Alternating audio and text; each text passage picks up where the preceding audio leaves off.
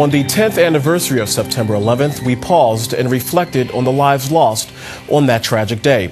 America was forever changed after those terrorist attacks, and for those Americans with their ethnic roots in the Middle East and South Asia, change translated to a backlash for the attacks due to their race and religious beliefs.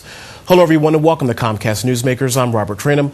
With me now is Deepa Iyer, Executive Director of South Asian Americans Leading Together. Deepa, welcome to the program. Thank you for having me. Before we talk a little bit about September 11th in general, walk us through what your organization does. What is its mission statement?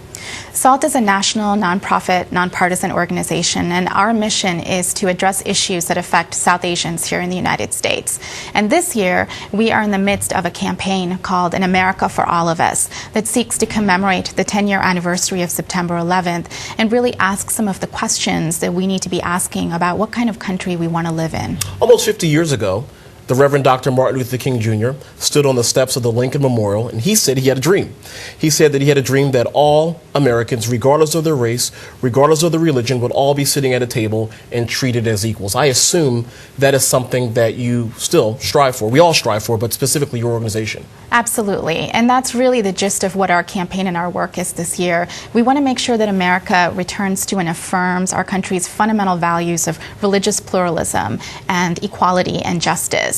Because what we've been concerned about is that on 9/11, our country obviously had a tremendous pivotal moment occur, and the South Asian community shared in the mourning and the grief of the lives that were lost on that day. But our community soon found that our grief was compounded by a sense of fear and uncertainty and confusion because we were the victims and the targets of a spate of backlash that occurred. Can you give us some examples of that backlash? Sure. In the weeks and months following September 11th, we saw a range of actions. For example, elderly Sikh men who wore turbans who were physically assaulted on the streets, or mosques that were being vandalized, or children who were being forced to face violence or were being harassed in the school.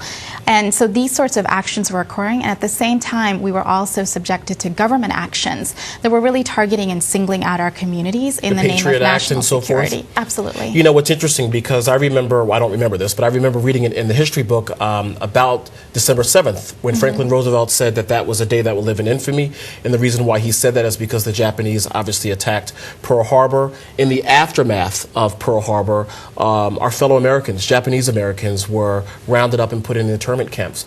After September 11th, I remember distinctly President Bush going to a mosque and signing a condolence book, and he was trying to send a message that as Americans, we're better than that. We're better than the hate. We're better than some of this ignorance that's out there.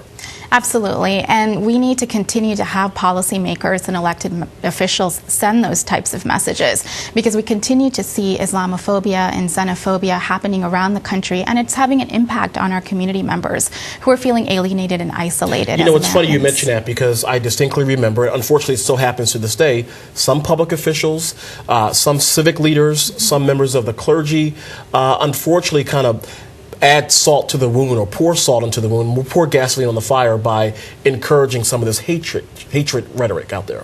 That's true, and we've actually at our organization documented a number of xenophobic comments and remarks made by those who are in elected office or who are running for office, and the message that that sends, as you point out, is that it lets people know that it's absolutely okay to express those sorts of sentiments, but they are completely contrary to our country's fundamental values. You know, Deepa, we have about 30 seconds left. For the viewers that are watching this program at home, I want you to grab a pen. Where can they get more information, and how can they get involved? Can you give them your website, please? Sure.